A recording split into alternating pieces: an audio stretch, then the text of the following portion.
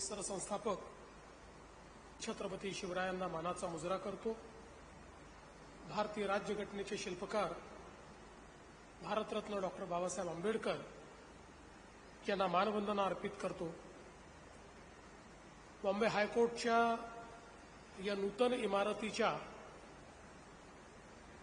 कोनशिला अनावरण प्रसंगी मंचावर उपस्थित असलेले महाराष्ट्राचे भूमिपुत्र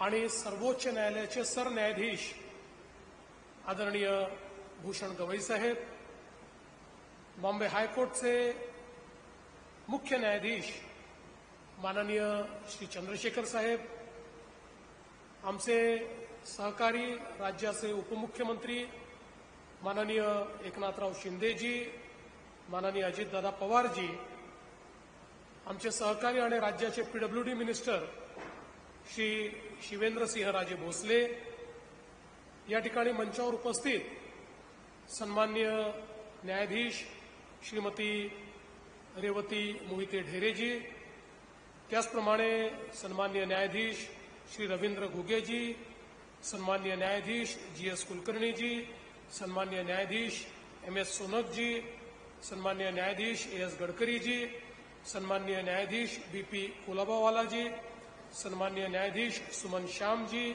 सन्माननीय न्यायाधीश श्रीमती भारती डांगरे, सन्माननीय न्यायाधीश श्री एम.एस. कर्णिकजी, सन्माननीय न्यायाधीश श्री सारंग कोतवालजी, आमचे महाधिवक्ता श्री वीरेंद्र सराफजी, एएसजी श्री अनिल सिंगजी, बीबीएचे president Shri Nitin Thakkarji, BCMG chairman Amol Sawantji, president AAWI Prashant Relekarji, president BILS Farzana Kamdinji, या ठिकाणी समोर बसलेले मुंबई उच्च न्यायालयाचे न्यायाधीश, निवृत्त न्यायमूर्ती, निवृत्त चीफ जस्टिस, या ठिकाणी बार काउन्सिलचे सर्व पदाधिकारी आणि मेंबर्स, सर्व वरिष्ठ अधिवक्तागण, कोर्टचे सर्व ऑफिसर्स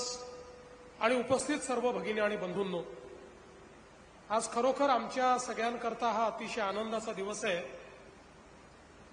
की भारताचे सरन्यायाधीश आणि आपल्या महाराष्ट्राचे भूमिपुत्र माननीय गवई साहेबांच्या हस्ते आपल्या उच्च न्यायालयाच्या या नूतन इमारतीचं या ठिकाणी कोनशिलेचा हा समारंभ आपण नुकताच पार पाडलाय। खरं तर या ठिकाणी नवीन इमारत व्हावी याकरता गेले 7-8 वर्ष आपण सगळे प्रयत्न करत होतो आणि मला विशेष उल्लेख केला पाहिजे की ज्यावेळी माननीय गवई साहेब हे इन्फ्रास्ट्रक्चर कमिटीचे प्रमुख होते त्यावेळी सातत्याने माननीय उच्च न्यायालयाच्या वतीने या संदर्भात ते प्रयत्न करायचे। आमच्या अनेक चर्चा व्हायच्या, अनेक जागा आम्ही त्या काळामध्ये देखील शॉर्टलिस्ट केल्या होत्या, ही जागा देखील त्याच्यामध्ये आपण शॉर्टलिस्ट केली होती। अनेक अडचणी त्याच्यामध्ये होत्या, पण त्या हळूहळू सगळ्या अडचणी पार पडल्या आणि मागच्या काळामध्ये आपल्याला या ठिकाणी कल्पना आहे की महाराष्ट्राचे दुसरे भूमिपुत्र माननीय तेव्हाचे सरन्यायाधीश चंद्रचूड साहेब यांच्या काळामध्ये आपण ही भूमी निश्चित करून ही भूमी हायकोर्टाकरता सुपूर्द केली। त्याचाही कार्यक्रम आपण या ठिकाणी केला होता आणि त्यानंतर आमची इच्छा होती की आपले दुसरे महाराष्ट्राचे सुपुत्र जोपर्यंत सरन्यायाधीशपदी आहेत तोपर्यंतच हा कोनशिला समारंभ झाला पाहिजे आणि मी याकरता विशेष आभार मानेन आमच्या चीफ जस्टिस चंद्रशेखर साहेबांचे की त्यांनी आणि आमच्या जस्टिस रेवती मोहिते ढेरे मॅडम आणि सगळी जी कमिटी आहे या कमिटीने भारती डांगरे वगैरे सगळ्या मॅडम या सगळ्यांनी आम्ही त्यांना विनंती केली होती की जरा फास्ट आम्हाला या संदर्भात आपण सगळी कारवाई करून द्या, आम्हाला त्याचं टेंडर काढायचं आहे आणि हा कार्यक्रम करायचा आहे आणि त्यांनी त्या संदर्भात अतिशय वेगाने आम्हाला ती मान्यता दिली आणि त्याचं टेंडर देखील निघालं आणि आज या ठिकाणी हा कोनशिलेचा कार्यक्रम प्रत्यक्ष गवई साहेबांच्या हाताने होतोय, ही खरोखर मला असं वाटतं आमच्या सगळ्यांकरता अतिशय आनंदाची गोष्ट आहे.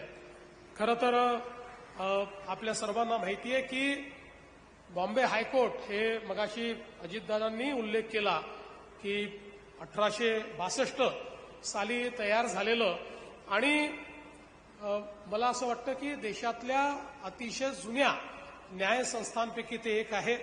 म्हणजे तसा विचार केला तर बॉम्बे हायकोर्टचं वय हे देशाच्या सुप्रीम कोर्टपेक्षा देखील जास्त आहे, कारण इंग्रजांच्या काळामध्ये तयार झालेलं हे हायकोर्ट आणि या हायकोर्टाने एक खूप मोठा इतिहास बघितलेला आहे.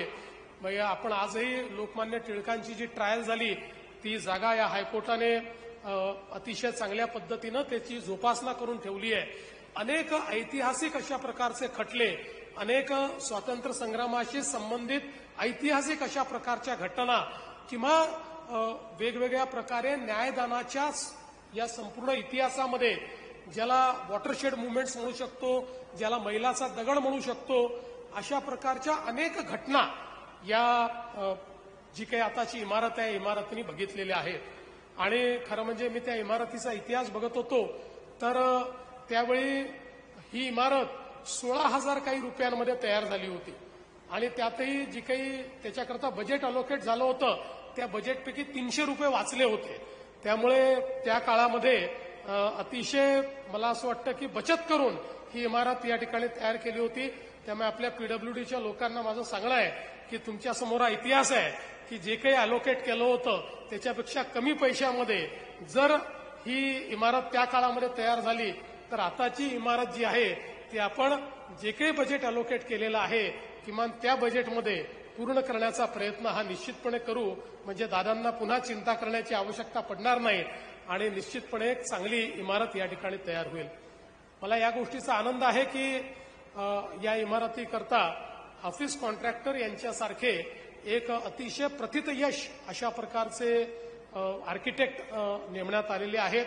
आपण सगळेच जाणतो की हाफिज कॉन्ट्रॅक्टर हे देशातल्या नामांकित आर्किटेक्ट्सपैकी आहेत आणि अतिशय आयकॉनिक आणि फंक्शनल अशा प्रकारच्या उत्तमात उत्तम ज्या इमारती आहेत त्या इमारती हाफिज कॉन्ट्रॅक्टर यांनी तयार केल्या आहेत. त्यामुळे मला विश्वास आहे आता फक्त हे मॉडेल आपल्याला या ठिकाणी पाहायला मिळत आहे, पण ते अतिशय सुंदर, म्हणजे ज्यावेळेस ती पूर्ण इमारत तयार होईल त्यावेळी त्याचं ग्रँड्युअर जे आहे ते अतिशय सुंदर असेल. मला या निमित्ताने 2 विनंत्या करायच्या आहेत. पहिली विनंती मला हाफिज कॉन्ट्रॅक्टर यांना करायची आहे. आय वुड लाईक टू मी त्यांना ही विनंती करू इच्छितो की I would like to request you that the grandeur of this high court building should be democratic grandeur. It should not be the imperialistic grandeur, because imperialistic grandeur is to show the might of the building. It is to show the might of the king. Now we are in a democracy, so all the functional areas in this building should depict the democratic values of this nation, of our constitution, and it should actually give promise to everybody that they will get justice here. त्यामुळे माझी तुम्हाला विनंती आहे की याचं ग्रँड्युअर जबरदस्त असलं पाहिजे, पण ते संपूर्ण लोकशाहीची मूल्य सांगणारं अशा प्रकारचं ग्रँड्युअर हे आपण तयार करावं, अशा प्रकारची आपल्याला विनंती आहे. माझी दुसरी विनंती ही माननीय चीफ जस्टिस साहेबांना आहे, चंद्रशेखर साहेबांना आणि त्यांच्या टीमला आहे. सर, आप इसका जो पूरा इसका प्लानिंग आप कर रहे हैं, तो प्लानिंग करते समय कोर्ट का भी विचार हुआ है, हमारे अधिवक्ताओं का, वकीलों का भी विचार हुआ है, लेकिन मेरा एक आपसे निवेदन है कि इसका सारा विचार करते हुए हमारे सरकारी वकीलों का भी आप विचार कीजिए, क्योंकि सरकारी वकीलों की संख्या, उनके लिए जगह, इसमें कोई शब्द दूसरा याद नहीं आ रहा, इसलिए कंजूसी न हो, ऐसा मेरे आपसे निवेदन है. क्योंकि आपको पता है सबसे बड़े लिटिगेंट हम ही है, हमारे कारण ही आपको इतनी तकलीफ सहन करनी पड़ती है. लेकिन अब हमारे लिटिगेशन इतने सारे, कुछ हम करते हैं, कुछ हम डिफेंड करते हैं, तो हमारे जो सारे सरकारी वकील हैं उनको भी बैठने के लिए पर्याप्त जगह मिले, फाइल्स रखने के लिए पर्याप्त जगह मिले। मैं कई बार हाईकोर्ट में जाता हूं तो हमारे कुछ सरकारी वकील तो फाइलों के ऊपर ही बैठे हुए मुझे मिलते हैं, तो मुझे ऐसा लगता है कि उसकी भी व्यवस्था और उसका भी विचार आप निश्चित रूप से करेंगे, ये मुझे विश्वास है। तो आज के इस मौके पर मैं बहुत ज्यादा लंबा भाषण नहीं करना चाहता, मैं तो इतना ही कहना चाहता हूं कि आज का ये जो आजचा जो हा दिवस आहे हा एक अतिशय ऐतिहासिक दिवस आहे। आणि मला एका गोष्टीचा अजून आनंद आहे की या ठिकाणी जो आपण प्लॅक तयार केलेला आहे त्या प्लॅकवर जेवढे या कार्यक्रमाकरता उपस्थित आमचे सगळे न्यायाधीश आहेत त्या सगळ्यांची नावं त्याच्यावर लिहिलेली आहेत। आणि मला ढेरे मॅडमनी सांगितलं की चीफ जस्टिस साहेबांची ही आयडिया होती। ही याकरता महत्वाची आहे की असे क्षण जे असतात ते ऐतिहासिक असतात आणि ऐतिहासिक क्षणाचा जो काही साक्षीदार जे काही असतात त्याची एक स्मृती राहणं हे अत्यंत महत्वाचं असतं। आणि म्हणून मला असं वाटतं की हाही विचार एक अतिशय उत्तम अशा प्रकारचा विचार या ठिकाणी करण्यात आलाय, त्याबद्दलही मी मनापासून अभिनंदन करतो। आणि माननीय गवई साहेबांना मी आश्वस्त करू इच्छितो की ज्याचं भूमिपूजन ज्याची कोनशिला तुम्ही केली आहे त्याचं काम हे आम्ही जो काही ठरलेला वेळ आहे त्या ठरलेल्या वेळेत पूर्ण करण्याचा प्रयत्न करू। शिवेंद्र राजे आमचे पीडब्ल्यूडी मिनिस्टर आहे, आमचे सगळे पीडब्ल्यूडी विभागाचे एसीएस आणि सगळी टीम या ठिकाणी आहे, त्या सगळ्यांना मी विनंती करतो की हा चॅलेंज घेऊन आपण ही देशातली सर्वात सुंदर इमारत ही केवळ सुंदर नाही तर ही फास्टेस्ट या ठिकाणी बांधण्यात आली आहे अशा पद्धतीनं ती आपण बांधावी। ती बांधत असताना ती स्मार्टेस्ट इमारत असावी, त्याच्यामध्ये सर्व नवीन तंत्रज्ञानाचा आपण अंतर्भाव करावा। आता आपण एआयच्या जमान्यामध्ये आहे, त्यामुळे संपूर्ण इमारत ही एआय एनेबल्ड अशा प्रकारची इमारत आपण या ठिकाणी तयार करावी, जेणेकरून याच्या पुढे ज्यावेळेस ज्युडिशियरीमध्ये कुठल्याही हायकोर्टच्या इमारतीचा विचार होईल त्यावेळी प्रमाण म्हणून बॉम्बे हायकोर्टची इमारत ही त्या ठिकाणी प्रमाण मानली गेली पाहिजे, अशा प्रकारचा प्रयत्न आपण सगळे मिळून करूया। मी पुन्हा एकदा माननीय गवई साहेबांचे आभार मानतो। खरं म्हणजे आम्ही गवई साहेबांना आग्रह केला, गवई साहेबांनी पहिल्यांदा हा कार्यक्रम घ्यायला तसा नकारच दिला होता, कारण ते म्हणाले की आता ठीक आहे पुढे आपण बघू, पण आम्ही त्यांना सांगितलं की नाही, आमची केवळ आमची नाही तर या महाराष्ट्रातल्या तमाम जजेसची आणि वकिलांची इच्छा आहे की तुम्ही या ठिकाणी मुख्य न्यायमूर्ती असताना या ठिकाणी chief justice of supreme court असताना हा कार्यक्रम झाला पाहिजे। आणि त्यांनी त्या ठिकाणी ते निमंत्रण स्वीकारलं। अर्थात हा कार्यक्रम शासनाचा नाही, हा हायकोर्टाचाच कार्यक्रम आहे, परंतु आमचाही त्यांना आग्रह होता की त्यांनी या कार्यक्रमात आलं पाहिजे आणि त्यांनी हा कार्यक्रम स्वीकारला। त्याबद्दल महाराष्ट्र शासनाच्या वतीने देखील मी त्यांचे अतिशय मनापासून आभार मानतो। आणि या कार्यक्रमामध्ये आम्ही पण अतिथीच आहोत, कारण आम्हाला हायकोर्टाने या ठिकाणी निमंत्रित केलं आहे, त्यामुळे आम्हाला निमंत्रित केल्याबद्दल माननीय उच्च न्यायालयाचे आणि माननीय चीफ जस्टिस साहेबांचे मनापासून या ठिकाणी आभार मानतो आणि माझं बोलणं संपवतो। धन्यवाद। जय हिंद, जय महाराष्ट्र।